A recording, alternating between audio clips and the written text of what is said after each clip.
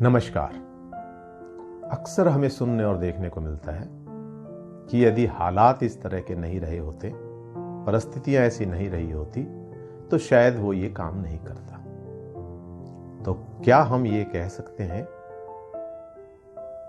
कि चरित्र का निर्माण हालात और परिस्थिति करते हैं, या चरित्र हालात और परिस्थितियों के अधीन होता है? आइए दो घटनाओं के माध्यम से देखते हैं। एक व्यापारी जो आर्थिक मंदी के दौर से गुजर रहा था, उसने आपातकाल के लिए एक सोने की गिन्नी बचाकर रखी हुई थी। सोने की गिन्नी बेचने के इरादे से सुनार की दुकान पर पहुंचा। इत्तेफाक से सुनार भी उसी समय उसी तरह की गिन्नियां गिन रहा था। बार बार गिनती गिनने पर भी एक गिन्नी कम आ रही थी। सुनार ने वहां बैठे सभी लोगों से उनकी तलाशी लेने की बात कही। व्यापारी की हालत खराब, काटो तो मानो खून नहीं। इससे पहले कि सुनार व्यापारी की तलाशी लेता, व्यापारी ने सुनार को एक तरफ आने का आग्रह किया, जेब से गिन्नी निकाली, उसके हाथ पर रख दी और कहा कि परिस्थिति ने इस समय मुझे चोर बना दिया, जबकि सत्य कुछ और ही है। हो सकता है समय के साथ सत्य आपके सामने आ जाए। और कहते हुए वहां से चला गया। असलियत में हुआ यूं था कि उसी समय सुनार का बच्चा भी वहां खेल रहा था, जिसने गलती से एक गिन्नी वहां रखी शाही की दवात में गिरा दी थी। दीपावली के समय जब सुनार अपने दुकान की सफाई कर रहा था, उस समय जब दवात को साफ किया गया तो एक गिन्नी उसके अंदर निकली। दूसरी घटना, एक बार कुछ छात्रों के हाथ परीक्षा से पूर्व गणित का प्रश्न पत्र लग गया।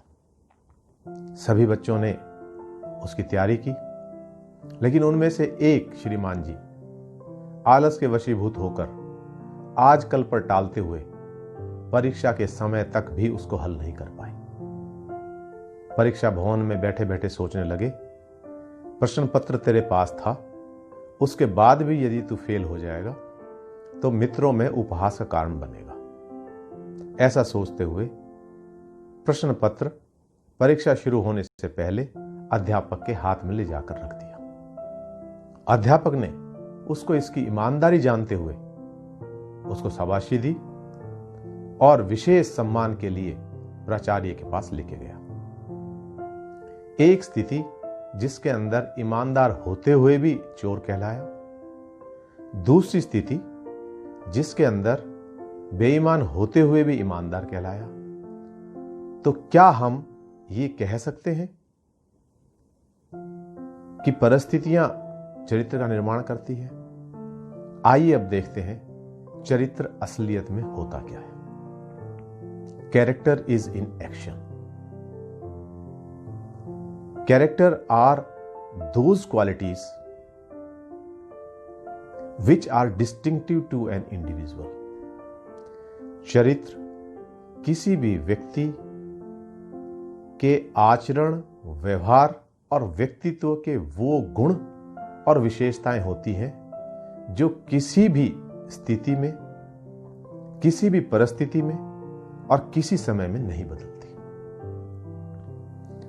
हालातों के अधीन होकर ना करने का नाम चरित्र नहीं है, उन हालातों में होते हुए भी कुछ करने का नाम चरित्र है। जैसे राजा हरिश्चंद्र, जब भी उनका नाम लिया जाता है तो हमारे जहन में